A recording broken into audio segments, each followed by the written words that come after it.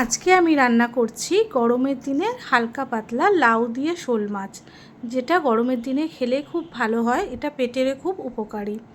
তার জন্য আমি দেখো এরকম সাইজের শোল মাছগুলো নিয়ে নিয়েছি। এবার ওগুলো আমি নুন লবণ আর হলুদ মাখিয়ে নিচ্ছি ভালো করে।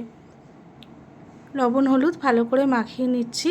নিয়ে আমি এবার গ্যাসের মধ্যে কড়া বসিয়ে দেবো।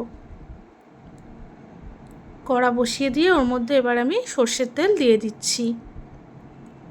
দিয়ে সর্ষের তেল দেওয়ার পর মাছগুলো হালকাভাবে ভেজে নেব। মাছগুলো দেখো এইভাবে হালকা পাতলা ভেজে নিয়েছি। নিয়ে ওই তেলে আমি কালো গোটা জিরে ফোড়ন দিয়ে দেখো লাউগুলোও ছেড়ে দিয়েছি। আর অল্প আলু দিয়ে এবার লবণ দিয়ে দিলাম, হলুদ দিয়ে দিলাম, দিয়ে ভালো করে মাখিয়ে নিচ্ছি। নিয়ে আদা বাটা আর একটু কাঁচা লঙ্কা ভালো করে বেটে এর মধ্যে দিয়ে দিলাম।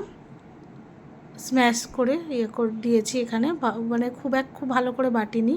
তারপর দেখো জিরে গুঁড়ো দিয়ে দিলাম। জিরে গুঁড়ো দিয়েও ভালো করে নাড়িয়ে নিচ্ছি।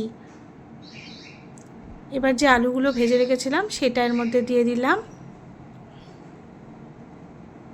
এবার একটু ওই মশলা ধোয়ার জলটা এর মধ্যে দিয়ে দিচ্ছি। দিয়ে একটু ঢাকা দিয়ে এবার এটাকে একটু ফুটতে দেবো।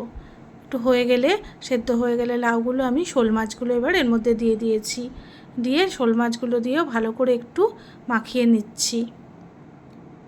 তারপর একটু ঝোলে ডুবে এলে গরম মশলার গুঁড়ো দিয়ে দিলাম। এবার একটু ঘি ছড়িয়ে ঝোলটা একটু মরে গেলে তারপর আমি এবার টানিয়ে নিচ্ছি। ঝোলটাকে টানিয়ে নেওয়ার পরে এরপর আমি এই শোল মাছের ঝোলটাকে সার্ভ করে দিচ্ছি।